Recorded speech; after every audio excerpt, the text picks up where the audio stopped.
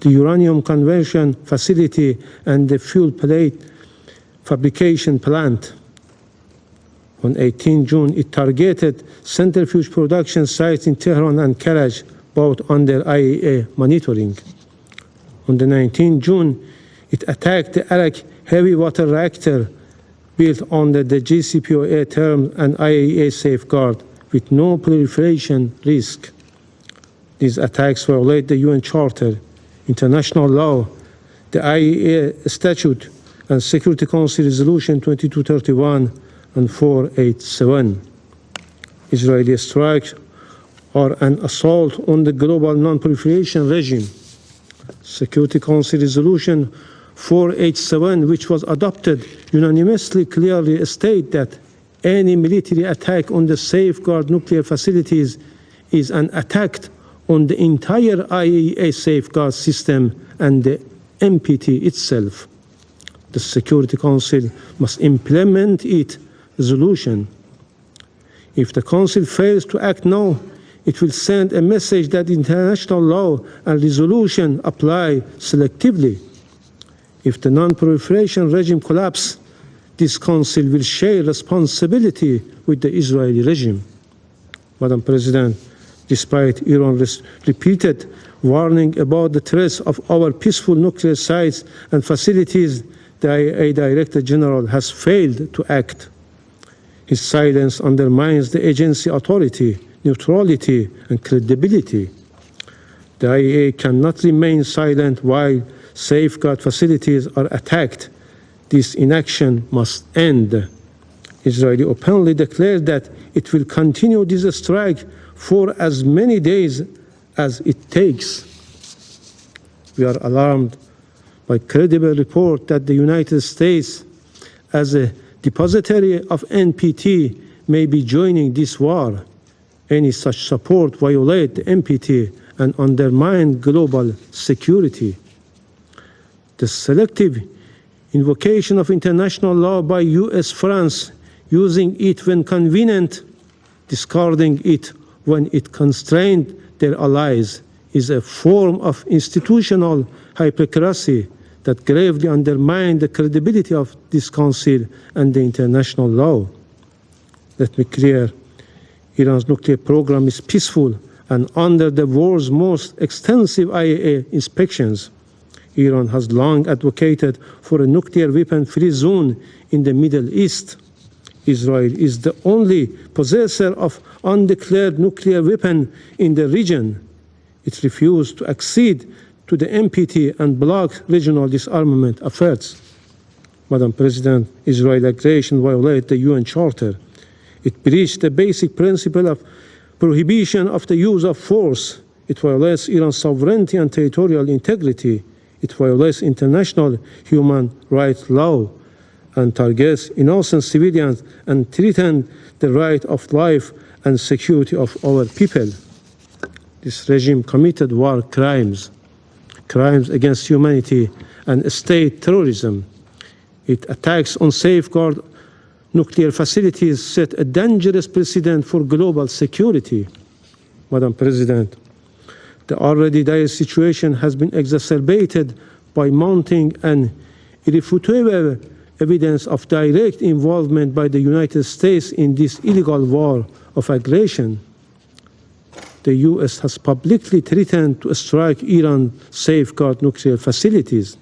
Such acts constitute a flagrant violation of Article 2, Paragraph 4 of the UN Charter and a breach of the sovereign equality of states. These reckless statements and actions emanate from the head of a state who is a permanent member of this Council and entrusted with primary responsibility for international peace and security, and an irresponsible behavior. Madam President, Iran has exercised its inherent right to self-defense under Article 51 of the UN Charter. Our response has complied fully with international law, including humanitarian law. We have taken all necessary precautions to protect civilians. Iran will continue to exercise this right as long as the Security Council fails to discharge its primary responsibility under the Charter and until the Israeli aggression is fully and unequivocally terminated. The Security Council must act now. We reiterate our call on the Security Council to determine the Israeli illegal use of force and armed attacks against Iran are a breach of peace and act of aggression. Adopt binding and enforcement measures under Chapter 7 to halt the aggression and prevent its recurrence. Condemn clearly the violation of Iran's sovereignty and targeting of our safeguard nuclear facilities. Address the risk of wider regional war, especially the unlawful involvement of a third country. Madam President, the lies and fabrication used by the representative of Israeli regime and its Western allies don't work anymore to whitewash and justify its horrendous crimes. International law is clear. There is no right for Israel to commit this act of aggression, no right to attack and target civilian infrastructure or safeguard nuclear facilities, no legal or moral cover for war crimes. The so-called preemptive attack and existential threat claims used by this terrorist regime and its allies to justify aggression have no basis in international law, and to conduct acts of aggression, kill innocent people and violate the territorial integrity of states. These are false excuses for Israeli aggression.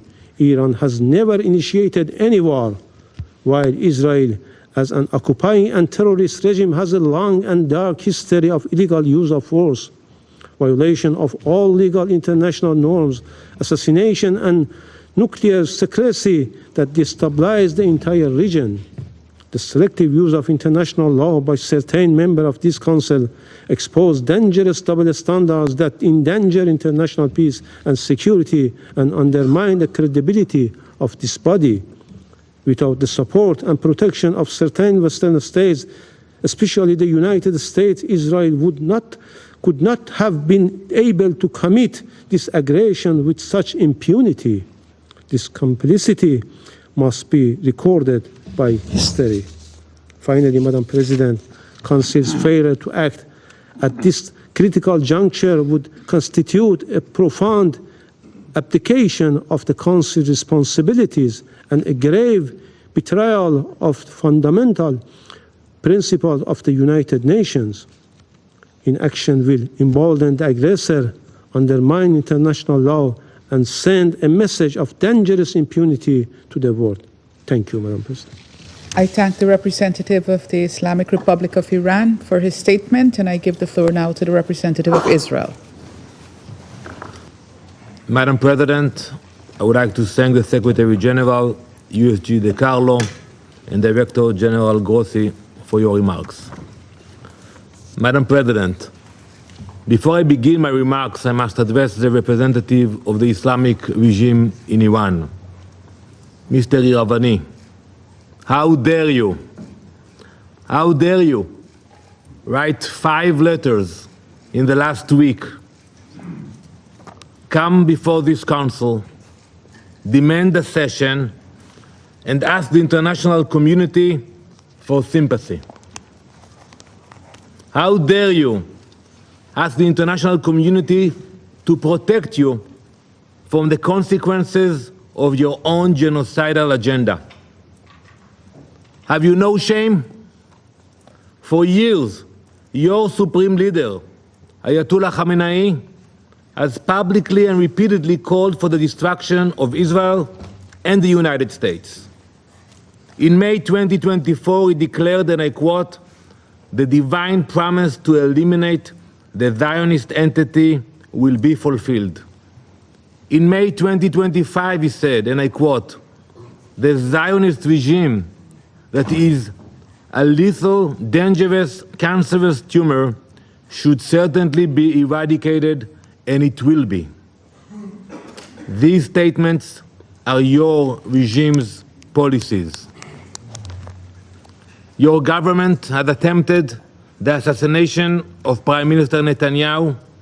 It attempted the assassination of President Trump. Your operatives have plotted to attack Jewish communities and kill Israeli civilians across the world. Now, with innocent blood still dripping from your hands, you come here asking for sympathy. You demand protection from this council while plotting the extermination of my people. It's enough. Enough with the performances. Enough with the theater. How can this council allow the representative of a regime that funds, arms, and orchestrates terror across the world to come here and play victim? It's like a wolf complaining when the shepherd fights back to protect his flock. So innocent. Mr. Iravani, please clarify to us. Do you support the destruction of Israel, a UN member state? Do you support the assassination of our elected leaders? If you do not, say so. We are all here, waiting.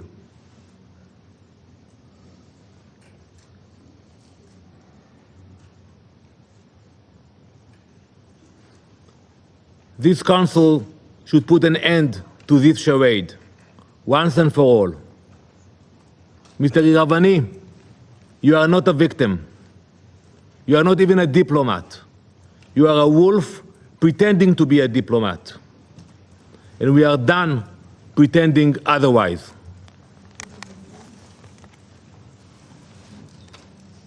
Madam President, on Wednesday night, Iran launched a ballistic missile directly at a hospital. And by the way, I listened to your word. You mentioned that we attacked hospitals. I ask you to provide a list of the hospitals that Israel attacked in Iran. We know what we are doing. If we attacked hospitals, show us the locations, show us the names and the list. Iran launched a ballistic missile directly at a hospital, Soroka Medical Center in Beersheba, the largest hospital in southern Israel. It was struck by a precision-guided missile fired by the Islamic Republic of Iran. This hospital serves over 1 million people, Jews, Muslims, Christians, Druze, Bedouin. It is a vital provider of emergency and trauma care. Iran hit it in purpose. There was no military bases around, no mistakes, leaving those million people with severely reduced access to medical service. This was not a misfire. This was not a mistake. Iran has proven its ability to strike strategic targets with accuracy. This was a deliberate act. It is a blatant violation of international law, a war crime, and a calculated attempt to murder the most vulnerable. Let this council understand what that missile really signified. That no one is safe. That if Iran will target a hospital with a ballistic missile, it will target anyone, anywhere, with anything they have. Today it was Beersheba. Tomorrow it could be Brussels. Soon it could be Boston. Iran is rapidly expanding its ballistic missile arsenal. Today, its longest range missiles can travel over 2,000 kilometers. That already puts Eastern Europe in range. But Iran is not stopping there. Iran is developing missiles with a range of over 4,000 kilometers.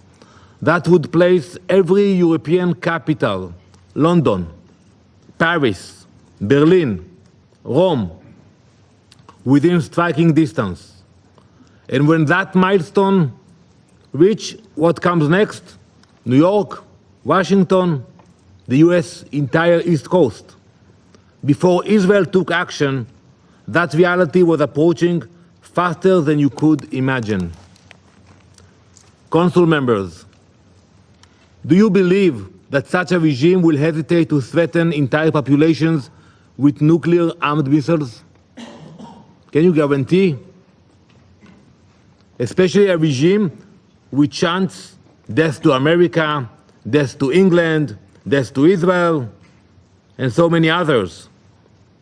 Because that is where the world was heading. Israel is stopping it. Iran has already enriched uranium to near weapons grade levels. It cannot be denied. We saw the reports. It has built deep underground facilities designed to survive bunker-busting bombs. It has advanced missile delivery systems. And it has lied to the IAEA and the world at every step. There must finally be an acknowledgement that there is no greater threat to international peace and security than a nuclear Iran. The Soroka strike of our hospital should end any illusion that this threat is theoretical. Iran is not just building the capability, it is using it. We will never allow those capabilities to go nuclear. While the Ayatollah shout death to America and death to Israel, many on this council dismiss those threats. While Iranian missiles fly, the UN urges restraint and de-escalation while ignoring Iran's nuclear ambitions altogether. That weakness, that detachment from reality, that hypocrisy is what allowed Iran to get as far in its nuclear program as it did. It is what allowed Iran to sow chaos across the world. And let's analyze it for a minute. The Iranian regime has exported thousands of drones which have killed many civilians. It has harmed Hezbollah in Lebanon, Hamas in Gaza, the Houthis in Yemen, Shiite militias in Iraq, extremist groups in Syria and Africa, and criminal networks in Latin America and Europe. It's a war machine, stretched all around the world. Its reach is not limited by borders, its hatred is not limited by reason, and its ambition is not limited by geography. We have already seen the consequences. Terror attacks in Argentina, Iranian agents uncovered in European capitals, proxy missile strikes on Gulf states.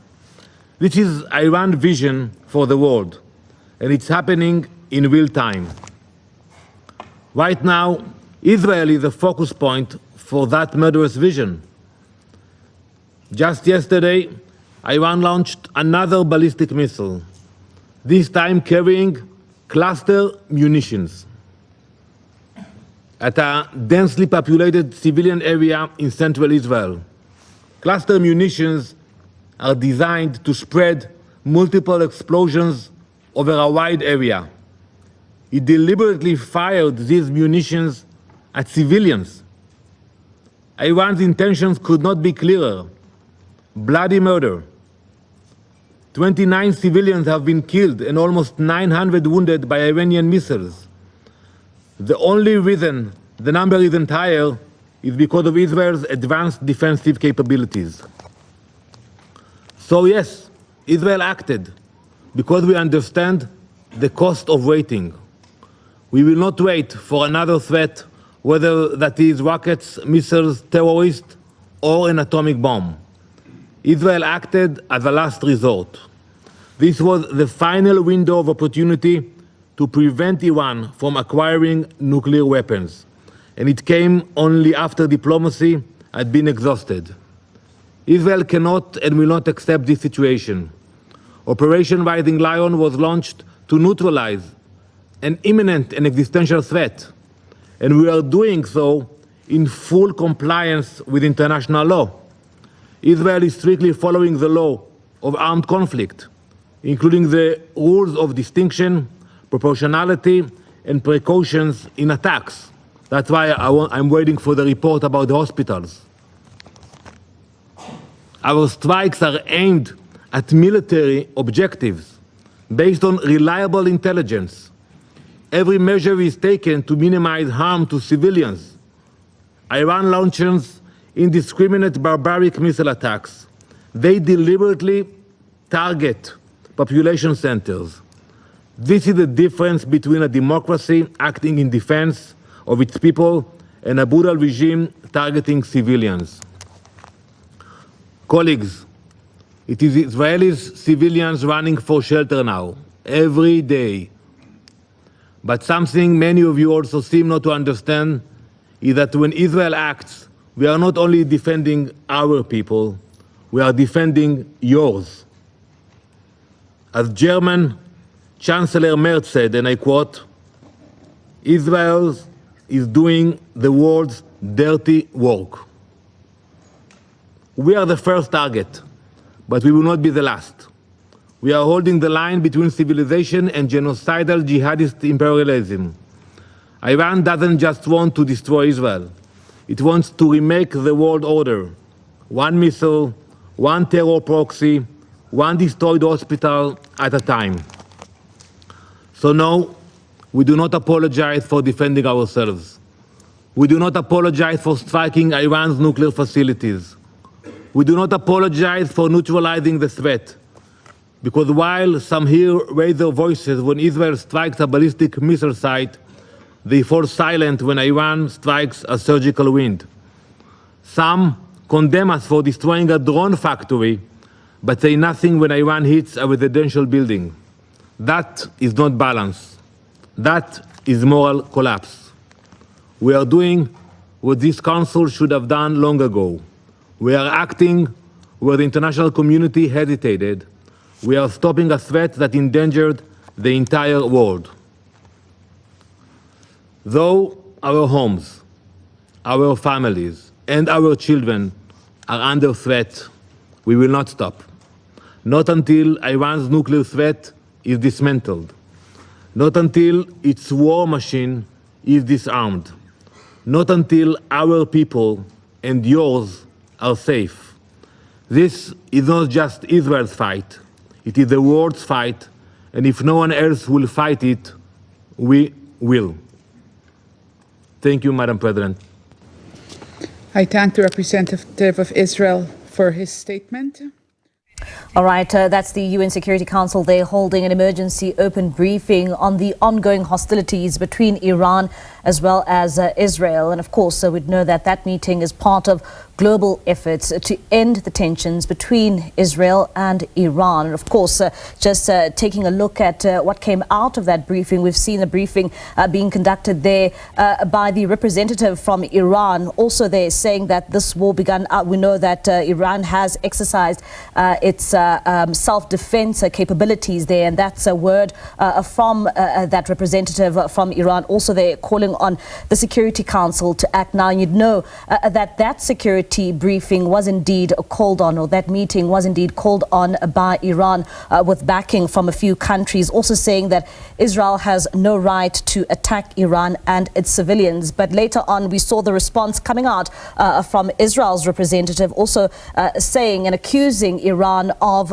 being a wolf in sheep's skin, saying that they are now asking for sympathy. Also saying that, when it comes to that attack we saw at a hospital, the largest hospital there in Israel, saying that Iran also attacking some of the most vulnerable in its society, saying that some of its missiles are quite dangerous, as claiming that they can travel 4,000 kilometers and beyond, saying that this, as much as it's a threat to Israel, it's also a threat to other nations, including many European countries, saying that this is not just a war for the people of Israel, but they are saying that this is defending many people in this world. We'll continue to bring you the latest updates when it comes to that briefing, and just updates overall when it comes to the latest developments in that Israel and Iran war.